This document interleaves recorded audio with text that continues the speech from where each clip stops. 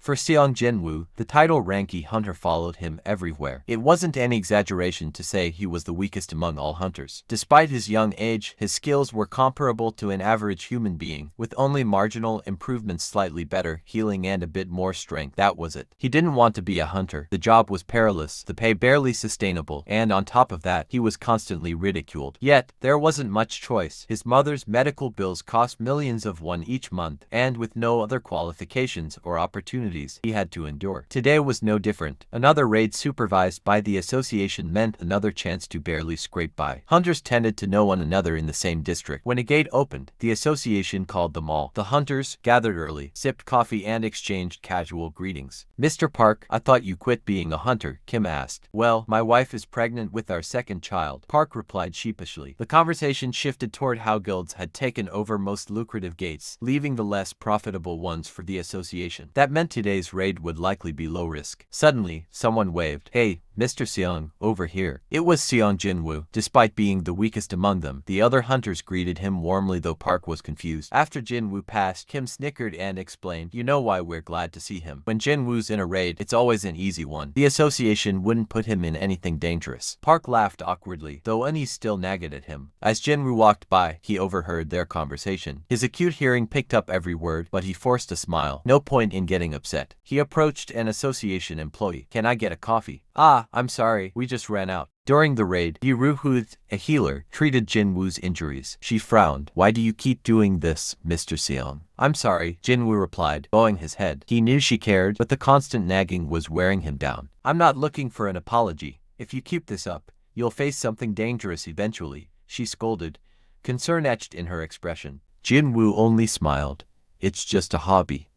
Besides, if I quit, I'd die of boredom." She pouted, clearly unimpressed. "Yeah, well, if you're not careful, you'll be raiding dungeons in the afterlife soon." Their conversation was cut short when the hunters found something unusual: a hidden entrance inside the dungeon. A dual dungeon. Song, the de facto leader, proposed continuing to explore it. A vote was called, with the decision split evenly. All eyes turned to Jin-Woo. He had the final say. His fingers clenched tightly around the small, dull, ranky magic crystal, while his eyes darted to the side, where Yu-Hu stood, nervously shaking her head. She didn't need to say it out loud. Her concern for him was written across her face. At the rear of the group, Jin-Woo walked alongside Yu-Hu, who wasn't a combatant, but was one of the most skilled healers. He felt the sting of guilt gnaw at him. "I'm really sorry," he said quietly. "For what?" "For dragging you along. You didn't want to come." Yu-Hu sighed. "I'm fine. Don't worry." But her face said otherwise. Jin-Woo studied her carefully, trying to read the emotions flickering in her expression. After a moment, he asked again, his voice softer this time. "Are you really okay this time?" She shot him a sharp look. "Of course I'm not okay. You could have died earlier. If that attack had hit just a little higher, it would have pierced your heart. And yet here you are, throwing yourself into another dungeon. Do you even know what you're getting into?" Yu-Hu's expression softened as she saw the regret in his eyes. "If you're really sorry," she said with a small smile, "how about you buy me dinner sometime?" "We found it, the boss chamber." Jin-Woo and Yu-Hu's attention snapped to the front, where a massive stone door blocked their path. Hunters gathered around it, murmuring in confusion. "A door inside a dungeon. No one's seen anything like this before," someone muttered. "Are you all planning to turn back now?" he barked. "I'm going ahead, whether you follow or not." With that, he placed his hands on the door and pushed. The heavy stone groaned as it opened, revealing the vast chamber beyond. As the group entered the chamber, torches along the walls ignited in unison, flooding the space with light. The hunters gasped in awe as they looked around at the massive room. It resembled an ancient temple, long forgotten and buried deep beneath the earth. The chamber was enormous, almost the size of several Olympic stadiums stacked together, with stone statues lining the walls. But the true spectacle sat in the center, a colossal stone figure seated on a throne. It was so massive that it made even the Statue of Liberty seem small in comparison. Hunters gathered around, nervously glancing at the unmoving statue.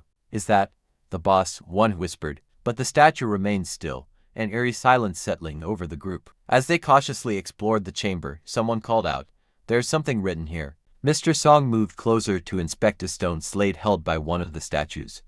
His brow furrowed as he began reading the ancient script aloud. "It's the laws of the Kurutanon Temple." As Song's voice echoed through the chamber, Yu-Hu tugged at Jin-Woo's arm, her face pale with fear. "What's wrong?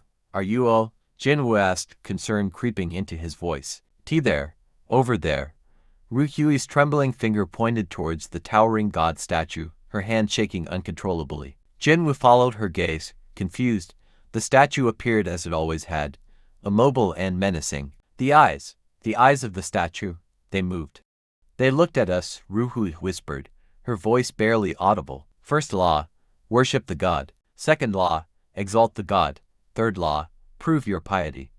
Those who do not keep to these laws shall not leave this place alive. Just as Song's voice trailed off, the chamber erupted with a thunderous crash.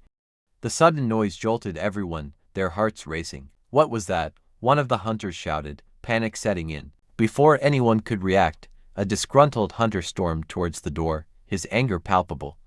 I'm leaving. You all can stay and deal with whatever's in here. Without a second glance, the hunter grabbed the door's handle. No, Song's shout echoed across the chamber, but it was too late. With a sickening splash, the hunter's head was obliterated by a stone statue wielding a massive steel mace. His headless body crumpled to the floor, and the statue returned to its original position, its mace dripping with fresh blood. Chaos erupted. Screams filled the air as the other hunters realized the horrifying truth. That thing moved, one shouted in disbelief. Does that mean all of them can move? Jin-Woo's heart pounded in his chest. Ryuhyui's earlier words echoed in his mind. The eyes of the god statue moved. Suddenly, a shiver ran down his spine. Slowly, Jin-Woo turned to look back at the statue, and his blood froze. The stone god's cold, unblinking eyes were now fixed on him. The statue's once black eyes glowed red, a harbinger of doom. Every instinct in Jin-Woo's body screamed danger. Without hesitation, he shouted, "Get down." The god statue's eyes unleashed beams of deadly red light, burning through the air where Jin-Woo had stood just moments ago. He tackled Ryuhyui to the ground, the beam passing over their heads by mere fractions of a second. Screams filled the room as the deadly light cut through several hunters, reducing them to ashes in an instant. Jin-Woo clung to Ryuhyui, his heart racing. He glanced around. Of the 17 hunters, only 11 remained. The surviving hunters stared at Jin-Woo with a mixture of fear and gratitude. His warning had saved their lives, but this wasn't over. Why isn't it attacking again? Jin-Woo thought, scanning the room. The others were frozen with fear, some sobbing, others on the verge of breaking down. He was about to stand when Song grabbed his shoulder, pushing him back to the ground. Don't move, Song warned, his voice steady but strained. His left arm, Jin-Woo noticed, was missing. Blood trickled from the wound, but Song didn't flinch. Jin-Woo helped him tie a makeshift bandage with his torn shirt, but the grim reality settled and they couldn't stay like this forever. Suddenly, one of the other hunters, a man named Yu, snapped, "I'm not waiting here to die." He leapt to his feet, aiming for the door, but before anyone could react, the statue's eyes fired again. Ju's scream echoed as the red beam tore through his body, leaving nothing but his ankles behind. Jin-Woo's mind raced. There's a pattern. He thought back to the stone slate Song had read earlier. Worship the god. Exalt the god. Prove your piety. The laws. They were rules of the room. He slowly stood, keeping his eyes locked on the statue. The god's glowing red eyes immediately focused on him, and the beam fired. Jin-Woo dove to the ground just in time, barely escaping with his life. His heart hammered in his chest, but his mind was sharp. The statue only attacks when someone stands. The answer, it's in the first law, Jin-Woo realized, breathing heavily. Worship the god. Gathering his resolve, he prepared to test his theory, knowing their survival hinged on it. Jin-Woo's voice pierced through the panic in the chamber. Everyone. He shouted, catching the attention of the remaining hunters, their eyes turning towards him, wide with disbelief. You must kowtow towards the god statue. Confusion rippled through the group, heads tilting in unison. Kowtow, one hunter scoffed. Are you serious? Another shouted, anger bubbling. Have you lost your mind, Sung Jin-Woo? Kim's face flushed with rage, his breath coming in short, furious snorts. If I could move, I'd punch you right now. Jin-Woo bit his lip, understanding their outrage. 6 of their comrades lay dead at the feet of the statue, and now he was asking them to bow to it. The weight of their grief and fear was palpable, and he felt the rising tide of their anger. But what choice do we have, he thought, his gut twisting with instinct and urgency. Just then, a voice broke through the clamor. I'll do as you say. It was Mr. Song, the de facto leader of their group, stepping forward with a resolute look. "Mr. Song, you want us to bow to that cursed thing?" Others shouted, voices trembling with disbelief. "He's really doing it," someone whispered. "Everyone, please kneel before the god statue. We might be able to get out of here alive." Jin-Woo urged, his voice steady. The air shifted. Uncertainty danced in their eyes. "We might live." The thought rippled through the hunters, causing them to hesitate before they slowly began to lower themselves. One by one, they knelt, even the defiant Kim bowing his head. Yet, nothing changed. The statue remained silent, its chilling red eyes glowing ominously. Was I wrong? Doubt seeped into Jin-Woo's mind. He looked to Ruhud, who huddled in fear, trembling. Whispers filled the chamber as the hunters watched in astonishment. The red light in the statue's eyes flickered, weakening. "It's working." The red glow vanished entirely, replaced by an eerie calm. Jin-Woo raised his head, relief flooding him. "Who you?" But he knew this was just the beginning. There are still 2 more laws to fulfill, he thought, heart racing as the ground began to tremble beneath them. Rumble, the chamber shook violently, and Jin-Woo's heart sank. The colossal statue slowly rose from its throne, towering above them. What the hell? Panic spread like wildfire. Hunters who moments ago had celebrated their survival now stood frozen, terror painted on their faces. The god statue surveyed the room, and then it began to move. Thud.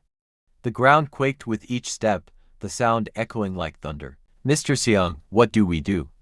Frantic voices cried, fear gripping them. "Exalt the god."